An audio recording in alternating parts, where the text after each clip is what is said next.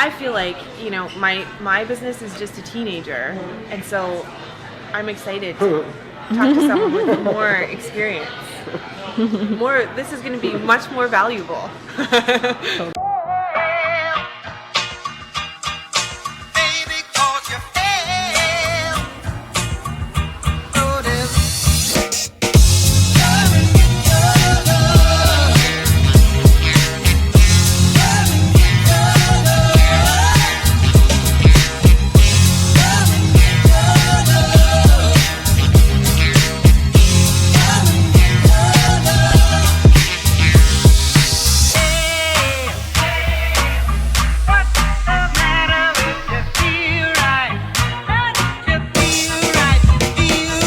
Hello everyone, welcome to another episode of Karin's Cocktail Conversations.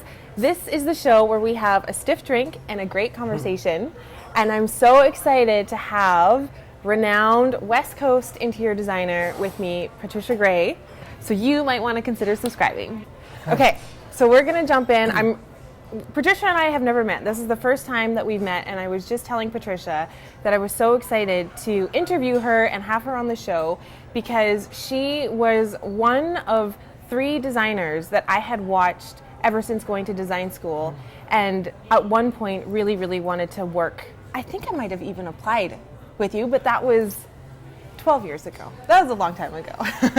But I loved your work and had really admired your work, admired your style, admired your brand.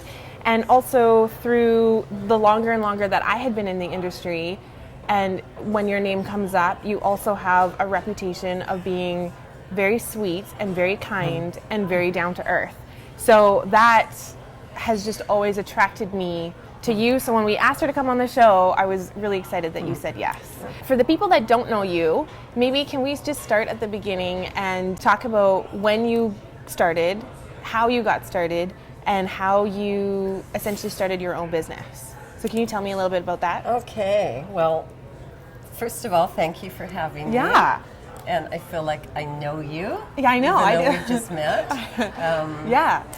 So I guess I started many years ago. In my early 20s, I lived in Surrey, and there was a new school that had opened up there. Okay. It was Douglas College, Right. which is now Kwantlen College. Okay, yeah. So I was, I think, in the 2nd or 3rd year that the program had opened. Oh, wow. So it was very fortuitous. I just kind of lucked on it. Didn't know at that time there was such a thing as an interior designer. Yeah. And that you could make money doing this. Yes. So I studied at Douglas College, and after I graduated, I went to Toronto. Okay. And had a 2-year stint there with a Busat design company. Okay. We did large commercial projects, hospitality field. And I came back to Vancouver, started with Dealers Design Studio, which was Dealers Antiques. Okay. Right on Hastings and Oh, Richards. fun. We were in a little bit of a recession then. It was really quiet, and I was so bored. Right. And so I thought, well, I've got to go out. There was nobody coming in the door. I've got to go out. And I noticed this one company, IntraWest. Right. Name came up all the time. And for those of you who don't know, IntraWest is a big developer. Yeah, IntraWest owns Blackcomb Mountain. Yes. Yeah, they did. They don't own it. They developed Blackcomb Mountain. Yeah. But at the time, I approached them because they were doing multi-unit residential in the Lower Mainland, and I noticed that no one was doing display suites. Wow. I thought, well, in Toronto, display suites are a big thing, and maybe I could interest them in doing display suites. And Are you telling me that you started display suites in Vancouver? yes, Wow. That's there incredible. was a few. They were doing homes, display homes out in Langley and White Rock, I think. Yeah. But display suites as such, I didn't know of anyone at the time. Wow. So I put this proposal together for IntraWest, and I can remember presenting to them in the boardroom, this long table with all these men around. Of course. So they loved my proposal, and I started with their first project. And then I started working for pretty much every other developer in town. Yeah, see, I think that's amazing because display suites have, I mean, they're now an integral part of any kind of you have to have them now. multifamily. But at the time they weren't. And at the time they weren't. So during the course of doing that, the company I was employed with, Dealer's Design Studio, they went out of business, and I was left on my own. So that's how I started my business. Oh. It's interesting because we're sitting here now at Shambar. Yes. And I opened my office in the space right next door. Yeah. Speaking of which, yes, we're at the beautiful Shambar. They've made us some mimosas, and I just want to cheers you. Yeah. I always thought that you did residential luxury properties, you know, these big, amazing, some superstar clients, which we can talk about too, but I had no idea that you had started doing multifamily. Yeah, multifamily, and like I say, we were very busy. We were pretty I can much imagine. the only game in town at the time. Then I kind of got burnt out from it because it became very unrewarding. There wasn't any contact with the end user.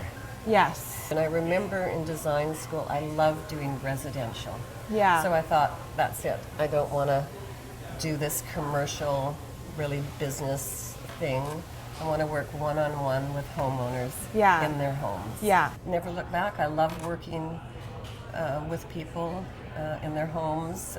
It's so rewarding. I have clients now that I'm doing their children's homes. Right. It sounds like you have a really personal relationship with your clients. I mean, you would be really a big part of their family. Part of their family, yes. Yeah. Which is really nice. Yeah. At the time, were you also looking for clients, or were they coming to you, or how did that? Well, that was hard because that was mid-90s, late 90s. Okay. I think I always had an ad in the Yellow Pages. Okay. You don't probably know about the Yellow Pages. I got one on my doorstep. I was like, honey, we got a phone book. He's like, it's not a phone book, it's the Yellow Pages. And you know, you're active and out and about and doing things, you know, going to events, speaking. With market downturns, did you ever... I've been through a lot of those. Yeah, so how did that affect your work? More recently, it's affected my work greatly. And I look back and I thank the economic downturn we had in 2009. Okay, yeah. I thank it. At the time, I thought it was the end of the world, like everybody else did. Yeah. And that's when I decided to go back to art school. Oh, okay. Because I was so quiet, the phones weren't ringing, and it was like this ghostly silence. And, you know, is it the end of the world? Is anything ever going to happen again? And I thought, well, I'm bored. Yeah. I've got time now. There's no excuses. So I enrolled in Emily Carr and started painting, which I had always loved when I was in design school. Those were some of my favorite electives, the art. Yeah. But of course, you get busy and there's no time to do that. Yeah. So I'm the same way. I love to paint, but I haven't done it in years. I know. Because it takes a commitment. And you need to carve out space of time, and you have to be in the right headspace and everything. So I went back to Emily Carr and started painting. I turned my garage into a studio. Okay. And I just luxuriated away the weeks and months. Sounds so amazing. I let the outside world do what it wanted to do, and I was just happy painting away. Then I started getting busy. And that wasn't a scary time for you? Well, you know, the art was something that helped it not to be. That's amazing. Yeah. Right? Yeah. I think being a creative person, I need to create. Yes. And I wasn't able to create in the interior design, so I needed to create something. Yeah. So I did the art. Then I started to get busy with design, like really busy. And my clients started seeing my work, and I started putting major pieces in clients' homes, like 7-8 pieces of my work in one home. Here I am today. And do you still do that? Of course. Really? Yes. So how do you have the time to paint and do interior design projects? Sean. I have an amazing assistant. He's been with me for 5 years now. 5 years, yeah. And that was my sort of goal when he came on board. And he graduated from BCIT, the same as you, which is an excellent program. Yeah. Excellent foundation. And it was my goal that he could get more involved in the company and leave me more time to paint. I love that. And now it's pretty good. It's pretty much he's running things. You've got a good rhythm. And he just tells me when to show up. Okay, great. Like this morning, were you dealing with Sean, or were you dealing? Oh, okay, great. Everybody deals with Sean now. Yeah. I love that. You know what? I love that so much because that was one of the questions what I wanted to ask you was how do you stay excited and how do you stay passionate about your work? And I think as a creative person, sometimes the work can get repetitive if you've been doing it for a really long time, and you need to find ways that you can get passionate again. And sometimes it's about something else that's obviously related to your work, but something that just really feeds your soul in order to keep going. I think it's important for interior designers or any creative person to get out and about. Yes. And my recommendation for designers that are starting out is travel. Travel is so important because you have to go out and see the rest of the world. Yeah. I remember when I was starting out, I couldn't afford to stay at 5-star hotels, and so I would always save up and have one night of the trip in the best hotel I could stay in. Yeah. And then the rest of them, whatever. And that's so important too. It's so important. But I mean, important. it doesn't cost a lot of money. You can go into hotels and you can sit in the lounge, sit in the lobby, get the ambience of it. You know, I love that piece of advice because I do think that your inspiration doesn't happen when you're sitting at a desk in front of a computer. You need to have a passion for it, because if you don't have a passion for design, you won't have the passion to do everything you need to do in your off hours. Yes. Because it's not just 9 to 5. I mean, for me, interior design and art now is 24/7. 24/7. You know? Yeah, it really is. Like I go to bed at night and I dream about the pieces that I'm going to be painting. Yeah.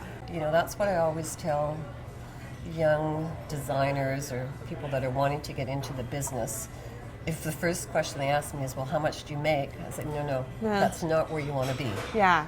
It's like you need to have such a passion for this that it's a passion career. That it doesn't matter how much you make, you'll do it no matter what, and you'll make your own way no matter what. And I feel like my mind is buzzing. I've got so many questions that I want to ask you now, and you're going to give me a time cue, aren't you? Oh my God. These mimosas are very good, by the way. Yeah, they are good. Very nice.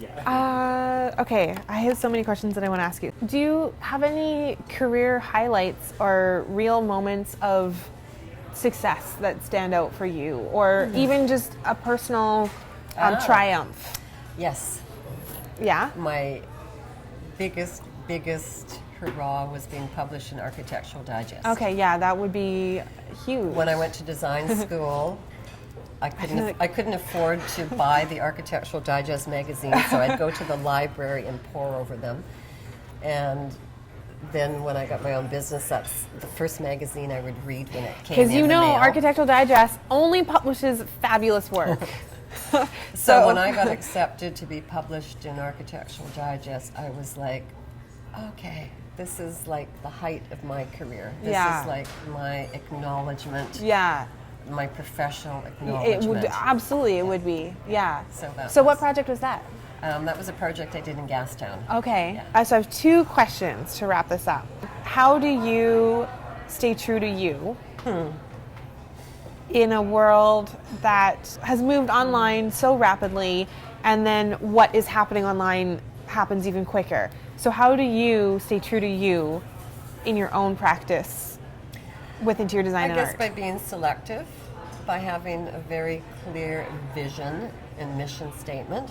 A clear vision and mission statement for yourself personally and for your business. Yeah. So important. It's so important. I'm only smiling and laughing because I'm just going through a process after 8 years of having my business where I'm really going through a branding exercise and really thinking about what the mission is and what our vision is. And then you need to keep that vision in front of you all the time. Right. And if you start getting a little bit down or a little bit confused or pulled in different directions, you get back to that.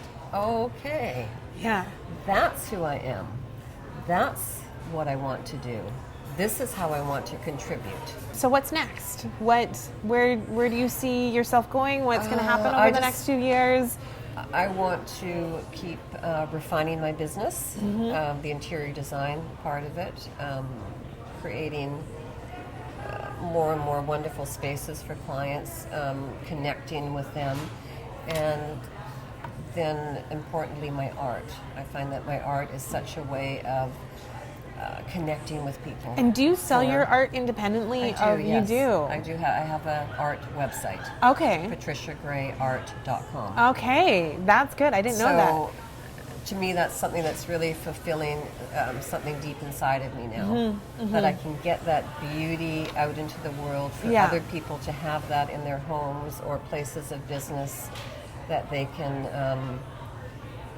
reflect upon that. Yeah. Well, I love that. I'm so happy and grateful that you said yes and are here. My pleasure. On our YouTube channel. And like I said, we're going to link Patricia's website and her art site down below. And thank you so much for your time.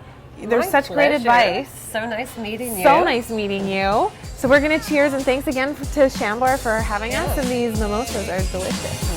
Perfect. So cheers. Cheers to Thank you. All the best. And that's a wrap. Lovely. Hello everyone, and welcome to another episode of Karin's Cocktail Conversations.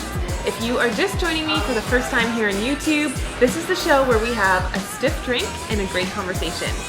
Joining me today is the renowned West Coast interior designer, Patricia Gray. I'm so excited to have her on the show, so you might want to consider subscribing. It was so good. I rehearsed it in the car. Did you? Yeah, totally. I was like, holy news anchor.